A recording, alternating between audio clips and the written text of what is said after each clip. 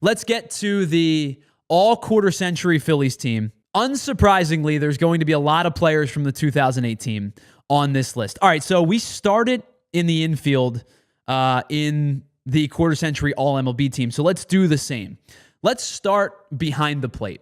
This was an intriguing one for me because there's really only two choices. Do you go with the guy that is beloved, or do you go with the guy that has better numbers? And the answer comes down to, is it Chooch or is it JT Realmuto? And my answer to this question is JT. I would take JT Realmuto as the quarter century catcher for the Phillies. Chooch has the accolades, right? World Series champ. He has the distinction of being one of two catchers ever to catch 4 no-hitters, the other being Jason Varitek. I think that Chooch is one of the most beloved Phillies of the 2000s. I think JT Realmuto's got him beat in most statistical categories. Now, he's played in 260 less games behind the plate, or 260 less games, period, as a Philly. But he has more home runs, more RBI, more stolen bags, a better slug, and a better OPS. He was also been a 2-time Silver Slugger winner, and he's won 2 Gold Gloves on top of it. Carlos Ruiz was a good defensive catcher. He clearly had the respect and admiration of the pitchers that threw to him. Roy Halladay,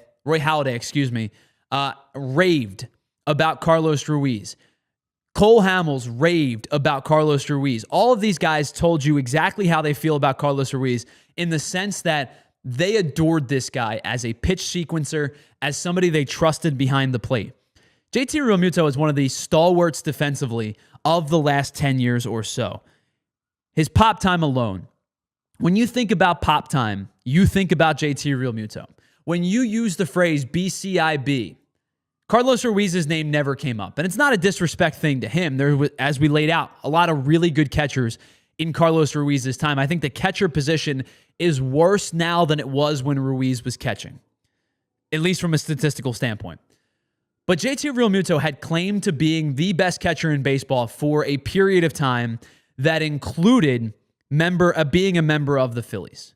Next 3 are actually, I think probably next 4 are going to be really decisively easy. Ryan Howard's your first baseman on the all-century team. Jim Thome is an excellent player, was not here long enough. Jim Thome's career, if you said who's on the all-century team or who's on the all-Cleveland organization team, Jim Thome probably makes that list as their first baseman, but Ryan Howard's the obvious choice here. During his peak, Ryan Howard was one of the probably 5 best hitters in all of baseball. He was the 2005 NL Rookie of the Year, 2006 National League MVP. From 2006 to 2009, he averaged 50 home runs per season and 143 RBI. He hit 196 home runs over that span, which is the best in that time frame. In fact, it's not just the best, it's the best by almost a full season's worth of home runs. Albert Pujols was second in that time frame. He hit 163. Ryan Howard, from 2006 to 2009, hit 33 home runs more than a guy who ended up with 700 for his career. He also led Major League Baseball with 572 home runs 572 RBIs in that stretch. 81 more RBI than the guy that was in second, same person, Albert Pujols. He's second most in home runs in Phillies history with 382. He finished top 5 in MVP voting every season from 2006 to 2009. This is an obvious one. Ryan Howard is the Phillies' 2000s quarter century first baseman. Same can be said for the second baseman, Chase Utley.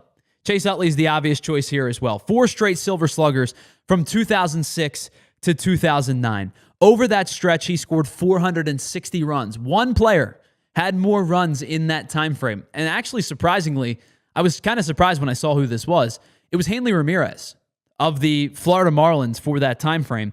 Chase Utley was second in runs scored. He was top 20 in home runs and RBIs in that time frame, despite the fact he played second base, which was not a position that demanded power. Chase Utley was one of the preeminent power-hitting, gaps-hitting second baseman of his generation. Only Albert Pujols had a better WAR from 2006 to 2009 than Chase Utley did. He's 6th most in Phillies franchise history at 233 home runs. Last year, Chase Utley got 39.8% of the Hall of Fame votes. I expect that number to go up next year. I don't think he's going to get in next year, but I do think Chase Utley will eventually be a Major League Hall of Famer, will eventually be a Pro Baseball Hall of Famer. Shortstop, 3 for 3 and obvious ones. It's Jimmy Rollins. Jimmy Rollins was the leader of the 2000s Phillies. He was not just the vocal leader, but he was the catalyst of the Phillies offense and defense for the bulk of the decade. I think he has an outside shot of being a Hall of Famer himself. 2007 MVP. He's one of 4 players ever to go 20, 20, 20, 20 in a season. 20 doubles, 20 triples, 20 home runs, 20 stolen bags. He and Curtis Granderson actually did it in the same season in 2007. They're 2 of 4 players to ever do that. He's a 4-time Gold Glove winner. He's the Phillies' all-time hits leader. He's the only player ever with 200 home runs, 100 triples, 500 doubles, and 400 stolen bases. Jimmy Rollins is clearly the starting shortstop for the Phillies' all-quarter century team. Now, the third baseman was an intriguing one, but I think I ended up settling on what should have been the easy answer, and it's Scott Rollins. Now, Scott Rollins only played in Philly in the 2000s for 2.5 seasons, but I think his stats more than enough warrant him being the decision on this list.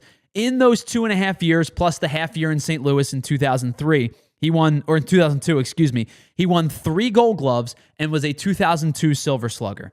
He had 25 or more home runs in all 3 of those seasons, 107 RBIs in 2 of those 3 seasons. And in 2000, to me, he was really just a product of the fact that the Phillies were terrible as to why he only had 87 RBI. Scott Rollins defensively was an elite level player while he was here and into his tenure with the St. Louis Cardinals. I understand it was only 2.5 years, but like if you pair everybody else up, who are you going to put in his stead? Scott Rollins, the best third baseman of the 2000s for the Phillies, and he only played 2.5 years with them. In left field, and this one ended up being a pretty obvious choice as well. It's the 4th member of the 2008 World Series team. It's Pat Burrell.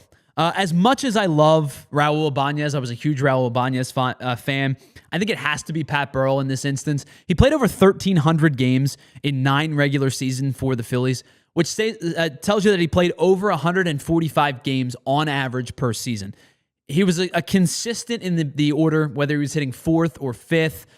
He was just, you knew Pat Burrell was going to be in the lineup more times than not. 6 of his 9 seasons, he hit 25 or more home runs. He had 85 or more RBI in 6 of his 9 years as well. He hit 95 4 times in that 9-year tenure. I just think he was as consistent of a hitter as you could get. You knew exactly what you were going to get from Pat Burrell each and every year. Mid to high 20 home runs, 80 to 100 RBI. But I think offensively, he was a key piece for the run that the Phillies made, and culminating in a World Series where he missed a home run in his final at bat as a Philly by mere inches. All right, let's add to the ever-growing list of 2008 World Series members as we go to center field.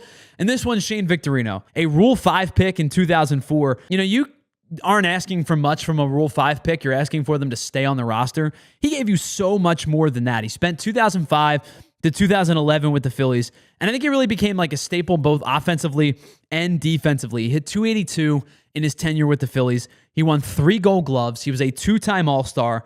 And I think most importantly for Shane Victorino, his contributions were felt the most in the postseason. He drove in 30 runs in 46 games as a member of the Phillies in the postseason, 4 of which were the biggest swing of his career, came off of CC Sabathia in the NLDS against the Milwaukee Brewers. And we all know about the, Brett Myers at bat leading up to that and whatnot. Shane Victorino, to me, is the stalwart center fielder. Whether he hits 2nd or 5th or 6th or 7th in your lineup, you could bounce him anywhere in the lineup and feel comfortable that he was going to give you quality at bats and play you really solid Gold Glove type defense. So he's the pretty easy decision in center field for the Phillies. Right field was a hard one for me because right field, this is no disrespect to Bobby Abreu, because from 1998 to 2005, Bobby Abreu hit .305 and played in 500 more games as a member of the Phillies than the guy that I ended up choosing. And the guy that I ended up choosing is eventually going to be known as a first baseman more than he is a right fielder. But for now, he's played more games at right field than he has at first base. And of course, it's Bryce Harper.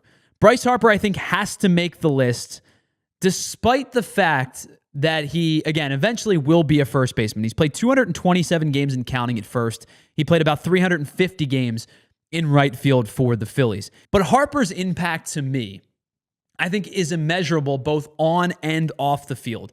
On the field, he's a 2021 MVP.